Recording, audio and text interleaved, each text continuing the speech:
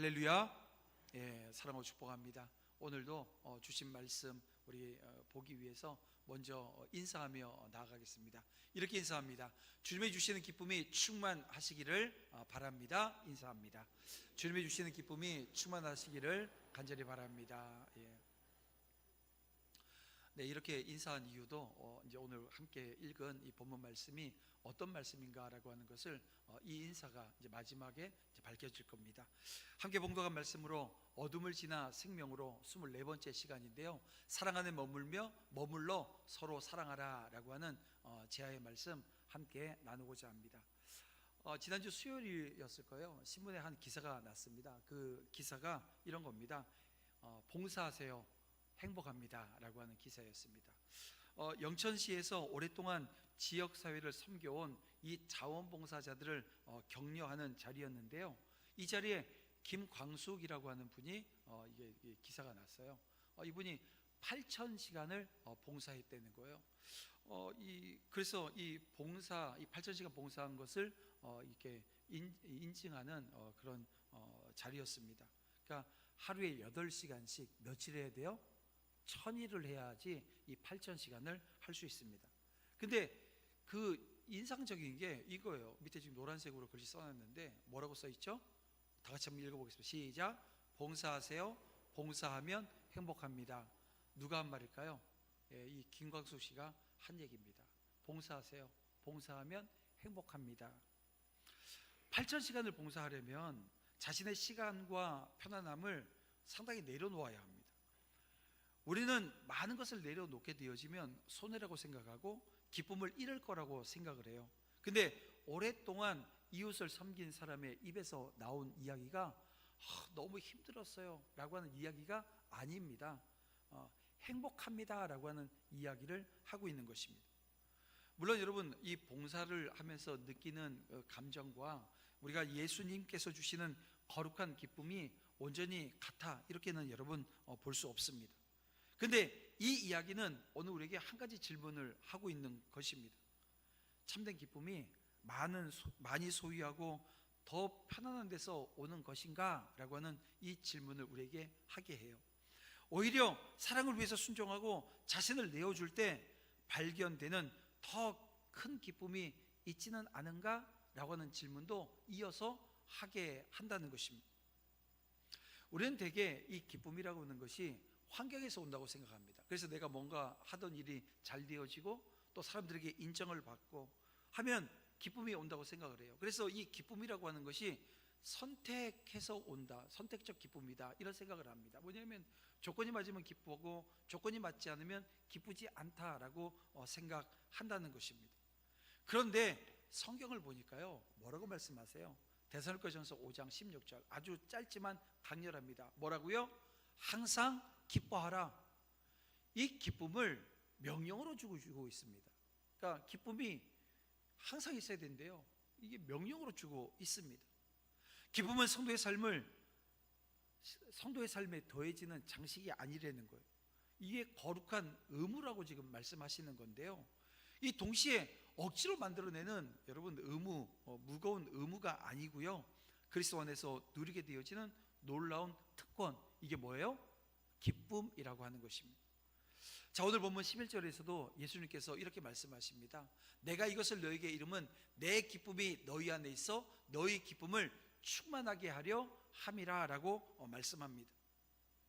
자, 근데 이 말씀을 하실 때 그 예수님의 상황을 한번 보세요. 모든 것이 순조롭게 진행되어지는 상황이었습니까? 십자가로 가는 길에는 순조로움이 있습니다. 왜냐하면 이 제자 중 한 명이 배신도 하기도 하고 또 이 제자 중에 하나는 또 예수를 부인하기도 하고 또 함께했던 제자들이 다 도망가고, 이 과정을 보면 이 지금 문제가 있는 듯 보이지만 사실은 이 과정이 예수님이 이 땅에 오신 목적을 이루는 과정이니까 어떻게 보면 순조로운 것처럼 보여요. 근데 여러분, 진짜 순조롭나요? 그렇지 않습니다. 오늘 우리 인간적 시각으로 보게 되어지면 순조롭지 않습니다. 좀 전에 말씀드렸지만 제자 한 명은 예수님을 팔아넘깁니다. 또 가장 주님께 충성했던 제자는 예수님을 모른다고 부인을 해요. 남은 제자는 다 도망가 버립니다. 그런데 이 상황 가운데 예수님께서 내 기쁨을 말씀하시는 거예요. 내 기쁨이라고 말씀하시는 거예요. 여러분, 주님의 기쁨이 고난이 없어서 생기게 되어지는 기쁨입니까? 아닙니다. 어떤 상황에서도 아버지의 사랑 안에 거하면서 그 뜻에 순종함으로 오게 되어지는 기쁨을 지금 얘기하는 거예요. 지금 예수님의 상황, 십자가를 향해서 가는데 인간적으로 보게 되어지면 기쁨이 없는 게 맞아요.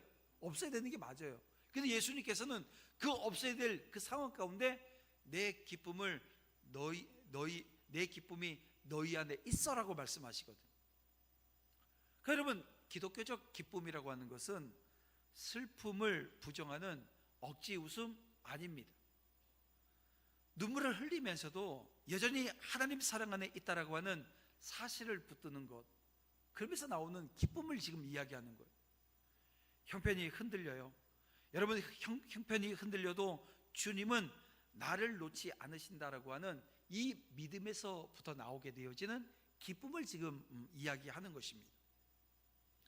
우리는 지난 말씀을 통해서 예수님께서 자신을 나는 참 포도나무라고 말씀하시면서 제자들을 가지로 비유하셨어요. 그러면서 4절에 보니까 뭐라고 말씀하세요? 내 안에 거하라 말씀하십니다. 자, 오늘 본문은 주님 안에 거하는 사람이 맺어야 될 열매가 무엇인가 라고 하는 것을 말씀해 주고 있습니다. 주님 안에 거하는 자가 어떤 열매를 맺어야 되는가? 여러분, 그것은 다른 열매가 아니라 사랑이라고 하는 열매입니다. 또한 오늘 말씀 뒤에는 이 18절에 보니까 예수님께서 이 세상이 너희를 미워하면, 이 지금 예수님이 십자가 지시고 부활하시고 승천하신 이후에 이 세상이 이 제자들을 미워할 거라는 거예요. 이걸 지금 예고하십니다. 예수님은 세상의 미움을 견뎌야 돼요. 이제 제자들은 그런 자리에 서야 됩니다. 그런 제자들에게, 이 미움받을 제자들에게 먼저 뭐 하라고요? 사랑하라고 말씀하신다는 거예요. 우리는 순종하면 자유와 기쁨을 잃어버린다고 생각할 때가 많습니다. 그러나 죄는 기쁨을 약속하면서 우리를 메마르게 해요. 죄는요, 오늘 우리에게 너 이거 하면 뭐 기쁠 거야 하지만 그 죄가 이끈 그 기쁨의 자리는 항상 메마릅니다. 주님의 말씀에 대한 순종은 어떨 때 보면 희생처럼 보이거든요. 그런데 세상이 줄 수 없는 기쁨으로 오늘 우리를 이끈다는 것, 이게 차이가 있습니다. 죄의 기쁨과 주님이 주시는 기쁨의 차이, 메마름과 그렇지 않은 세상이 줄 수 없는 기쁨으로 오늘 우리가 나아가게 되어지는 이 정반대되어지는 모습을 우리가 발견하게 되어집니다. 그래서 오늘 우리는 이 말씀 앞에 서서 먼저 우리 자신을 돌아봅니다. 순종과 희생은 정말 오늘 우리의 기쁨을 빼앗는 것일까? 라고 하는 질문을 한번 던질 수 있어요. 주님이 주시는 충만한 기쁨으로 들어가는 길이 순종과 희생일까? 라고 하는 질문도 하게 되겠죠. 그렇다면 우리는 어떻게 주님의 사랑 안에 머물면서 어떤 사랑의 열매를 맺어야 되는가? 라고 하는 그 질문 속에 우리는 말씀 앞에 서야 됩니다. 이 질문을 좀 베이스로 해서 오늘 오늘 우리가 함께 읽은 말씀을 살펴볼 건데요. 오늘도 몇 가지 붙들어야 될 내용들이 있습니다. 그 첫 번째 붙들어야 될 것이 주님의 사랑 안에 머물 때 기쁨이 충만해진다는 것. 자, 9절 말씀 보세요. 9절을 보면 예수님께서 말씀하십니다. 아버지께서 나를 사랑하신 것 같이 나도 너희를 사랑하였으니 나의 사랑 안에 거하라 말씀하십니다. 자, 여기 보면 사랑의 거룩한 흐름이라고 하는 게 있습니다. 그러니까 사랑이 흐름이 있다는 거예요. 그 흐름이 뭐냐? 아버지께서 아들을 사랑하시고 아들께서 그 사랑으로 이 제자들을 사랑하시고 제자들은 그 사랑 안에 머문다는 거예요. 아버지가 아들을 사랑하시고 아들은 그 사랑으로 제자들을 사랑하시고 그 제자들은 그 사랑 안에 머문다. 이게 사랑의 거룩한 흐름입니다. 그러니까 여러분, 이 사랑의 시작은 제자들이 어떤 결심을 했거나 아니면 제자들이 어떤 자격을 갖추어서가 아니라는 거예요. 이 사랑의 시작은 오직 하나님 아버지이십니다. 그리고 나의 사랑 안에 거하라 라고 하는 이 말씀은 예수님이 계속 사랑하시도록 노력하라고 하는 뜻이 아닌 거예요. 이미 주어진 사랑을 믿고 누리고 그 사랑에서 떠나지 말라라고 하는 뜻인데요, 우리는 자신의 성취와 사람들의 평가 안에서 머무는 것이 아니라 변함없는 그리스도의 사랑 안에 머물러야 한다는 것입니다. 자, 그렇다면 여러분, 주님의 사랑 안에 머무는 삶은 어떻게 나타날까요? 우리가 주님 안에, 주님의 그 사랑 안에 머무는 삶, 결국은 오늘 우리가 그 자리에 서야 되는데 어떻게 그 삶의 자리가 나타나냐라고 하는 것입니다. 자, 오늘 본문 10절 말씀을 보세요. 다 같이 한번 읽어볼까요? 시작. 내가 아버지의 계명을 내 계명을 지키면 내 사랑 안에 거하리라. 여기 보면 내가 아버지의 계명을 지켜, 너희도 내 계명을 지키면, 이 지킨다라고 하는 것은 무엇을 얘기하는 거예요? 순종을 얘기하는 겁니다. 근데 이 순종은 사랑받기 위한 조건일까요? 그렇지 않습니다. 여러분, 우리가 순종했기 때문에 예수님께서 우리를 사랑하셨어요? 그게 아니기 때문에 그래요. 순종은 내가 이미 받은 사랑이 있어요. 이 내가 이미 받은 사랑에 대한 응답인 것입니다. 주님의 사랑 안에 머물러 있다라고 하는 증거가 순종인 거예요. 주님을 사랑한다 말하면서 그분의 말씀을 가볍게 여길 수 있을까요? 그럴 수 없습니다. 누가복음 15장에 보게 되어지면 우리가 세 가지 비유가 있죠. 잃어버린 것에 대한 비유입니다. 그 마지막 비유가 탕자의 비유, 잃어버린 작은 아들에 대한 이야기인데요, 오늘은 이 작은 아들이 아니라 큰 아들을 좀 봤으면 좋겠어요. 이 15장 29절에 보니까 이 큰 아들이 이런 얘기를 해요. 내가 여러 해 아버지를 섬겨 명을 어김이 없거늘 이라고 하는 이야기를 합니다. 무슨 말이냐면 그는 아버지 집을 떠난 적이 없어요. 스스로 여러 해 동안 아버지를 섬겼다고 지금 말하고 있는 거예요. 그런데 문제는 뭐냐면 동생이 돌아왔을 때, 이 동생이 누굽니까? 탕자입니다. 왜 탕자예요? 여러분, 아버지가 죽으면 받을 수 있는 유산이에요. 근데 유산을 아버지 살아가 있을 때 달래요. 근데 아버지도 줘요. 그리고 그걸 가지고 가서 먼 나라 가서 흥청망청 세상 쾌락 따라서, 그러니까 거기에 기쁨이 있다고 보고 그 기쁨의 자리에 갔다가 어떻게 됐대요? 다 말아먹고 거지꼴로 지금 아버지 집에 옵니다. 근데 형이 그 모습을 보면서 이 어떻게 보면 죽었다 살아온 동생이라고 생각하면 어떻게 하는 게 맞아요? 막 기쁘게 맞아들이는 게 맞는데 기쁘지 않나요? 기쁨이 없어요. 오히려 분노합니다. 그리고 집 밖에 서 있어요. 몸은 아버지 집에 있었지만 마음은 아버지 사랑 안에 거하지 못했던 거예요. 자, 그러면 보세요. 이 큰아들의 문제가 뭡니까? 지금 동생이 살았다가 돌아왔는데 아버지가 지금 잔치 벌리고 있는데 그 잔치가 못마땅한 거예요. 왜 못마땅했을까? 생각을 해봤어요. 제가 예전에 저도 아버지가 연세가 많으시잖아요. 근데 80이 넘으셔서 어디 가서 사람들이 한 20-30명 있는데 밥을 사시는 거예요. 그래서 제가 밥 사시고 나오신 아버지한테 농담으로, 아버지 다음부터 사지 마세요. 이제 안 사셔도 돼요. 그랬더니 야, 그래도 내가 어른인데 밥 한 끼 사야지. 그래서 제가, 아버지 그거 사실 제 거잖아요. 그랬더니 예끼 놈아 이렇게 얘기해요. 왜냐면 제가 이게 여러분 지금 뭐냐면 이 큰아들이 가지고 있는 생각이에요.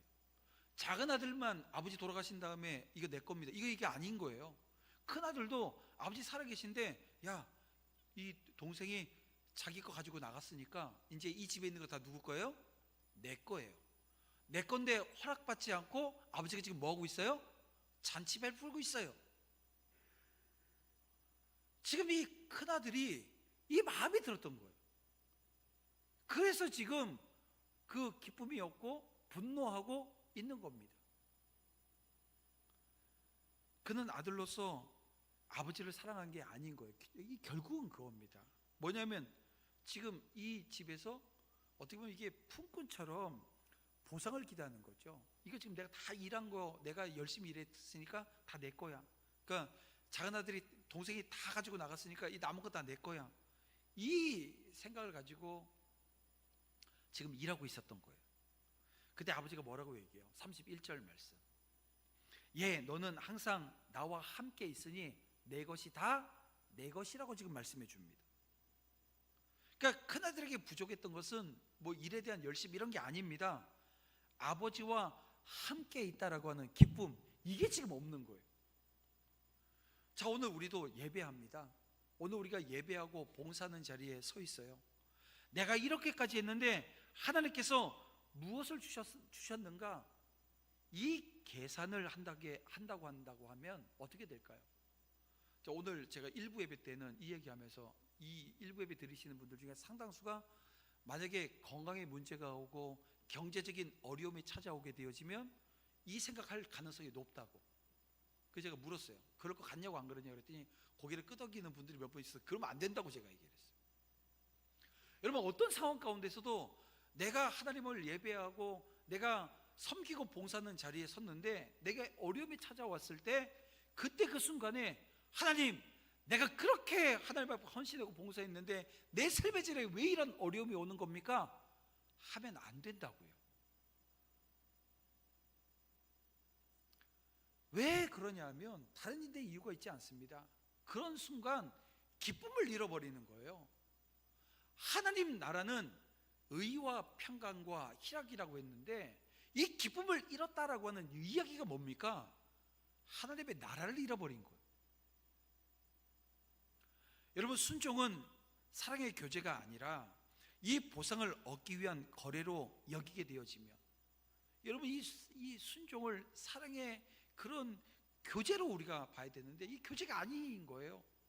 보상을 얻기 위한 거래가 되어지면 여러분의 신앙은 무거운 짐이 되어지는 겁니다. 그러나 나를 먼저 사랑하신 주님을 바라보면서 순종하면 달라지겠죠? 이렇게 됩니다. 말씀 때문에 이제는 정직해지는 거예요. 말씀 때문에 내가 누군가를 용서하게 되어집니다. 말씀 때문에 내 욕심을 내려놓을 때 손해처럼 보였던 그 모든 일들이 우리 주님 안에서 기쁨이 다시 찾아오는 은혜를 경험하게 되어지는 거예요.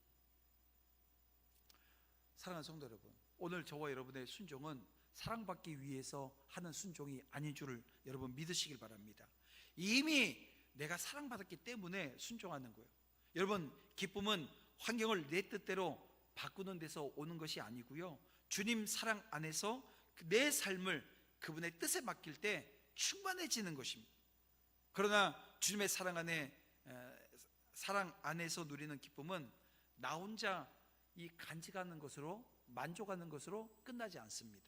주님께 받은 사랑은 반드시 내 옆에 있는 사람이 여러분 그 사랑을 알고 그 사랑을 함께 적셔내는 거예요.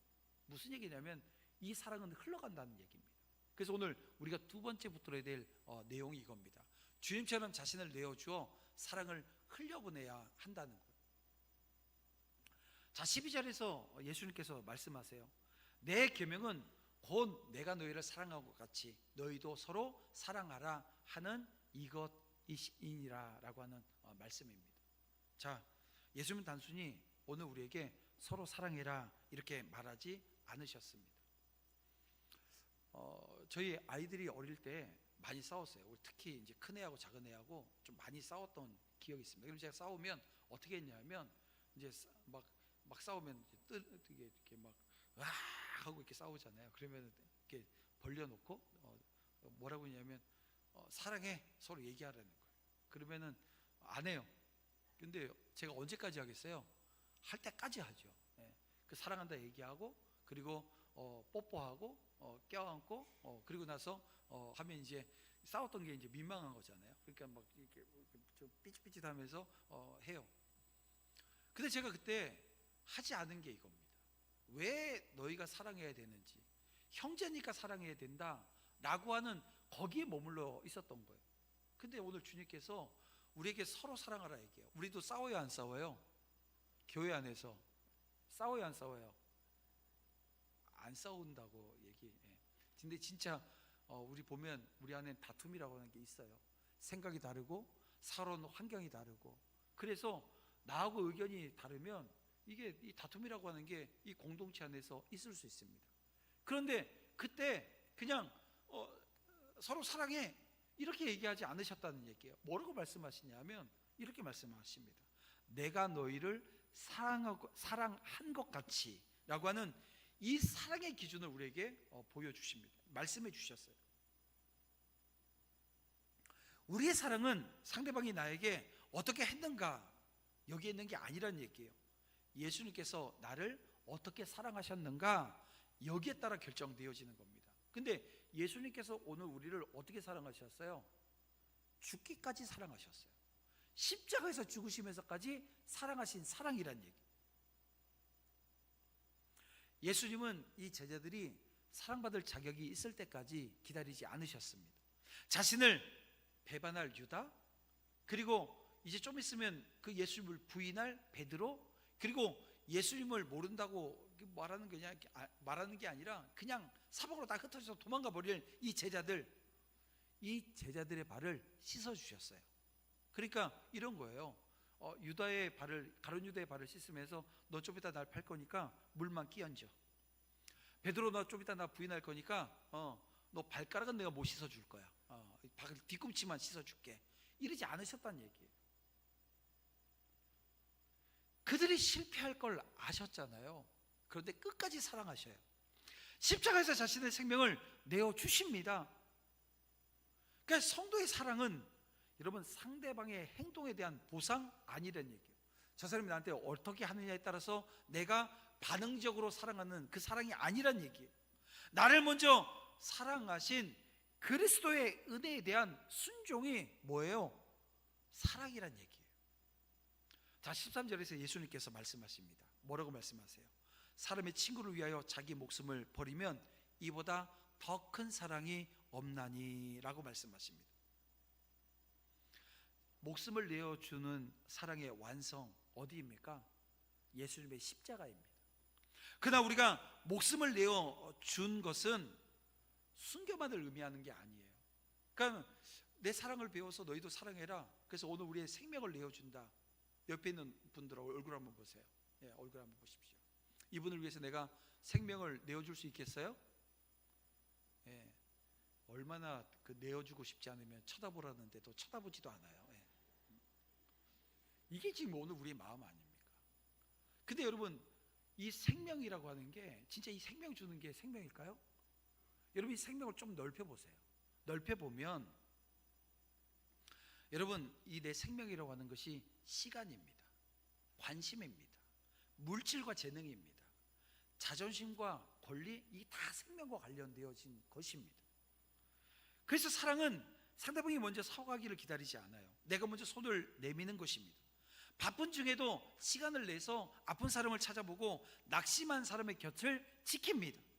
나의 자리와 기회, 이걸 움켜쥐지 않아요. 다른 사람이 다시 일어나도록 세워주는 것입니다. 이해되세요? 이해가 좀 잘 안 되죠. 그래서 성경의 한 인물을 제가 여러분에게 소개하겠습니다. 바로 바나바라고 하는 인물입니다. 여러분, 이 바나바가 바로 이런 사랑을 보여줍니다. 모든 제자들이 이 사울이라고 하는 인물, 이제 나중에 바울이 되어질 이 사울을 보면서 어떤 마음이었을까요? 두려운 거예요. 이게 지금 저 진짜야 가짜야 막 이런 생각을 하면서, 왜냐하면 사울이 과거에 했던 행적이 있기 때문에 두려운 거예요. 그때 바나바가 그를 데리고 사도들에게 가서 변호를 해줍니다. 자, 이게 가지고 있는 의미가 뭘까요? 이 의미가 이겁니다. 이 바나바는 그 당시에 이 제자들을 비롯한 예수님의 제자들, 12제자를 비롯한 많은 제자들로부터 신망을 받고 있었어요. 그가 지금 자신을 향한 신뢰, 평판, 이걸 지금 누구에게 내어줬어요? 사울에게 내어준 거예요. 내 신뢰와 내 평판이 나와 함께할 이 사울에게 그냥 준 거예요. 그리고 나중에 5가지 찾아가서 사울을 데리고 어디로 가요? 안디옥으로 갑니다. 안디옥에서 함께 사역을 하는 거예요. 뭘 지금 내줬어요? 자기의 자리를 내어줍니다. 함께 선교 여행을 가고 있었어요. 마가를 데리고 가고 있다가 이 바울이 마가 넌 안 돼 하고 잘라내 버립니다. 근데 마가에게도 지금 바나바가 다시 기회를 줘요. 그런데요, 나중에 디모데후서 4장 11절에 보니까 바울이 어떤 고백을 하냐면, 내가 올 때에 마가를 데리고 오라, 그가 나의 일에 유익하니라 라고 하는 이 고백을 합니다. 분명 마가는 이 선교 여행 중에 이 쓸모없다, 유익하지 못한다고 이게 보내버렸거든요. 그걸로 헤어집니다, 바나바와. 그랬는데 바나바가 마가를 다시 세워내는 거예요. 그래서 나중엔 누가요? 바울이 이 마가가 유익하다고 고백을 해요. 그렇습니다. 바울에게 유익한 동역자로 회복시키는 것 누가 했어요? 바나바가 했던 거예요. 여러분, 바나바는 자신의 시간과 관계와 기회를 내어서 사람을 살려요. 그 사랑은 이 복음에 오래 남는 열매가 되었습니다. 그런 거예요. 사랑은 내 이름을 남기는 게 아닙니다. 여러분, 다른 사람이 하나님의 사람으로 일어서도록 돕는 것임을 기억하면서 실천하는 자리에 저와 여러분이 서야 되는 거예요. 여러분, 그래서 이번 우리가 그 건축을 두 개를 하고 있어요. 우리 캄보디아 꺽가에우에 그 유치원 건립을 하고 있습니다. 어떤 목사님이 저한테 그러세요. 목사님, 이 교회 건축을 준비하면서 또 거기다가 또 건축을 해요? 보통 교회들은 어떻게 해요? 이 건축을 하면 성교 끊습니다. 건축하면서 성교 끊고 모든 사역을 막 정리하는데, 저희가 그렇지 않은 모습을 보면서 참 독특하다고 얘기를 해요. 근데 독특한 게 아니라 우리 말씀 앞에 서 있잖아요. 해야 될 사명의 자리에 서는 겁니다. 여러분, 맞죠? 아니구나. 저 혼자 지금 서 있구나. 여러분, 그 자리에 서 있는 거 맞습니까? 함께 서야 되는 겁니다. 여러분 보세요. 하나님께서 다른 사람이 하나님의 사람으로 일어서도록 돕게끔 하는 것, 이게 우리에게 주어진 사명인 거예요. 자, 14절 15절에서 예수님은 이제 제자들을 종이라 부르지 않고 친구라고 부릅니다. 나의 친구라. 여러분, 이것이 오해하시면 안 됩니다. 이 제자들이 예수님과 동등해졌다라고 하는 뜻일까요? 아닙니다. 이게 주님의 마음과 구원의 계획을 듣고 그 사역에 참여하도록 이런 부름받았다라고 하는 뜻인데요. 여러분, 주님의 친구는 주님이 바라보시는 것을 바라보는 거예요. 주님이 품으시는 영혼을 함께 품는 사람인 것입니다. 오늘 말씀을 들으면서 혹여 여러분 가운데 떠오르는 사람이 있으신지요? 먼저 연락해야 하지만 자존심 때문에 못하는 거예요. 미루고 있는 사람 있습니까? 외롭고 힘든 것 아는데 지나친 사람들 아마 있을 줄 알아요. 다시 기회를 주고 세워야 될 사람도 아마 있을 겁니다. 사랑은 마음속에 좋은 의도로만 흘러가지 않는다는 것을 여러분 기억하셔야 돼요. 내 마음속에 아주 좋은 의도가 있어요. 여러분, 그것은 진정한 사랑은 아닌 거예요. 내가 먼저 움직이고 나의 것을 내어줄 때 비로소 한 사람에게 도달되어지는 것이 사랑인 것입니다. 오늘 주님께서 떠오르게 하신 그 한 사람에게 이번 주 내가 먼저 다가가고 내가 자존심을 먼저 내려놓고 시간과 가진 것을 내어주는 여러분, 사랑의 순종 시작하시기를 주님의 이름으로 축원합니다.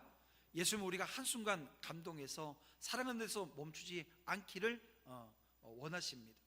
주님께 받은 사랑이 오늘 우리를 통해서 오래 남는 열매 되어지기를 원하신다는 거예요. 여러분, 오래 남는 열매 맺어내는 우리 모두가 되어지기를 주님의 이름으로 축원함을 드립니다. 그래서 오늘 우리가 세 번째 붙들어야 될 것이 선택받은 사랑을 지속되는 열매로 남겨야 된다는 거예요. 내가 선택받은 사랑이에요. 내가 선택받았어요.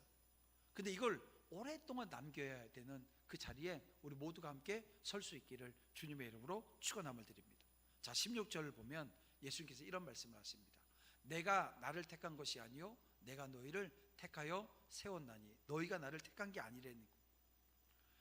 여러분, 제자됨의 시작을 지금 말씀해 주시는데요, 이 제자됨의 시작은 우리가 아니라는 거예요. 여러분, 제자들이 예수님을 찾아서 내 스승이 되어주세요, 이 당시만 하더라도 이 스승에게 찾아가서 제가 제자가 되겠습니다 이렇게 얘기했다고 하죠. 근데 이게 아닙니다. 예수님께서 먼저 그들을 찾아 선택하셨어요. 그런데 그럼 예수님께서 얘는 요게 좀 잘하고 얘는 요게 좀 유능하고 얘는 이것에 탁월하니까 너는 요 자리에 서고 너는 요렇게, 그렇게 해서 12명을 세웠습니까? 그것도 아닙니다. 이들은 갈릴리에서 평범했어요. 어떻게 보면 연약했어요. 근데 하나님 예수님께서 그 의대로 부르셨다는 거예요. 그래서 선택의 목적은 사랑받는 특권을 누리는 데만 있지 않는다는 것도 여러분 아셔야 됩니다. 예수님께서 이 16절에 이어서 말씀하십니다. 이는 너희로 가서 열매를 맺게 하고 또 너희 열매가 항상 있게 하여 라고 하는 이 말씀입니다. 예수님은 제자들을 선택하여 가게 하셨고 열매를 맺게 하셨으며 그 열매가 오래 남게 하셨습니다. 그 선택은 이런 거예요. 선택받은 신분으로 끝나지 않아요. 감당할 사명으로 이어진다는 거예요. 지금 우리 교회가 지난 봄에 피택을 했습니다. 안수집사를 피택하고 권사를 피택했는데요. 이 피택받았다라고 하는, 이 선택받았다라고 하는 이것이 뭐로 이어진다고요? 감당할 사명으로 이어져야 된다는 거예요. 사랑받은 사람은 그 사랑을 품고 세상으로 보냄을 받습니다. 자, 우리가 남겨야 될 가장 중요한 그럼 열매가 무엇일까요? 우리 17절에서 예수님께서 다시 말씀하시는데 내가 이것을 너희에게 명함은 너희로 서로 사랑하게 하려 함이라 라고 하는 이 말씀을 주십니다. 그러니까 오늘 우리가 함께 읽은 본문 12절과 17절 서로 사랑하라 라고 하는 말씀으로 쌓여져 있는 것을 보게 되어집니다. 사랑 안에 거하는 이유도 서로 사랑하기 위해서이고 친구로 부름받은 목적도 사랑하기 위해서이고 선택 받아서 맺어야 될 이 열매의 핵심도 사랑이라는 거예요. 그래서 이 사랑의 열매는 한 번의 친절로 끝나지 않습니다. 한 사람이 믿음 안에 서고 또 다른 사람을 사랑할 때까지 이어져야 된다는 거예요. 부모가 자녀에게 복음을 가르치고 그 자녀가 다시 다음 세대에 믿음을 전한다고 한다면 사랑의 열매가 남는 것입니다. 오늘 우리 교회가 그래요. 우리 원로 장로님들이 주일학교 교사를 하셨어요. 그리고 그 교사 하시면서 길러낸 그때 그 자녀들이 지금 장로가 되어져 있고 권사가 되어져 있고 집사가 되어져 있습니다.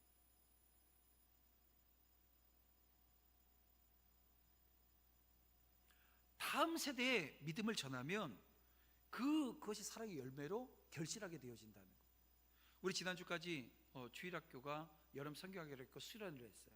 이 모든 수고로움 자체가 뭐냐 하면 하나님께서 오늘 우리에게 그 영적인 재생산, 우리 자녀들에게 믿음이 들어가고 그 믿음이 들어가서 그 자녀들이 이제 나중에 커서 선생님이 되어지고 또 다시 복음을 전하는 자리에 서게 하는 거죠. 그래서 한 성도가 낙심하면 이렇게 세우고 회복된 그 사람이 또 다른 사람을 세우는 사랑이 계속 열매를 맺게 하는 이 자리에 서는 것, 이게 바로 교회 모습이라는 거예요. 그래서 우리 교회가 활동만 많이 하는 교회가 아니라 사랑의 열매가 남는 교회가 되어야 합니다. 연약한 사람이 교회 안에 들어와, 이 연약하다라고 하는 것은 뭐 육신적인 연약감 이런 게 아니라 이 영적으로 또 우리 시각으로 보게 되어지면 이 죄가 있는 사람이 교회 안에 들어올 수 있어요. 여러분 지금 막 교도소에서 그 출소한 분이 이 자리에 왔어요. 한 10년 살다 왔으면 아마 지금 다 쫄걸요. 근데 그 사람을 정죄하지 않는 거예요. 그리고 이 안에서 다시 회복되어지는 겁니다. 제가 교도소 사역을 하면서 우리 오랫동안 교도소 사역하셨던 분이 고백하는 내용이에요. 장로님이신데요. 오셔서 하는 얘기가 교도관 퇴임하기 전에 오셔서 하시는 얘기가 뭐냐면 본인이 그 김천 그 소년교도소에서 그 소년교도소에서 뭘 가르쳤냐면 한문을 가르쳤대요. 근데 그때 한문을 가르치면서 성경을 함께 가르쳤대요. 왜냐하면 우리 지금 성경에 한문 없죠. 근데 여러분 어릴 때 성경에 한문 들어간 성경 기억나시나요? 있었거든요. 그러니까 한문 선생이 되어서 한 번이 있는 성경 가지고 성경 가르쳤대요. 근데 어느 날 시간이 많이 지났어요. 한 20년 지난 다음에 누군가의 전화가 왔어요. 그랬더니 옛날 그 교도소, 소녀 교도소에 있었던 그 아이였는데 이제 큰 거예요. 그리고 어떤 전화냐면 선생님, 저 이번에 장로 임직합니다. 오셔서 축하 좀 해주세요. 그래서 너무 기뻐서 갔더니 소개를 이렇게 하더래요. 저 옛날에 저 교도소에 있을 때 교도관이세요. 이렇게 할 수는 없잖아요. 그래서 한문 선생님이라고 이렇게 소개를 하더라는 거예요. 여러분, 이거 아니겠어요? 정죄받아야 될 사람이 정죄받는 게 맞아요, 우리가 봤을 때는. 근데 그 사람이 이 안에서 정죄받지 않고 회복되어지는 거.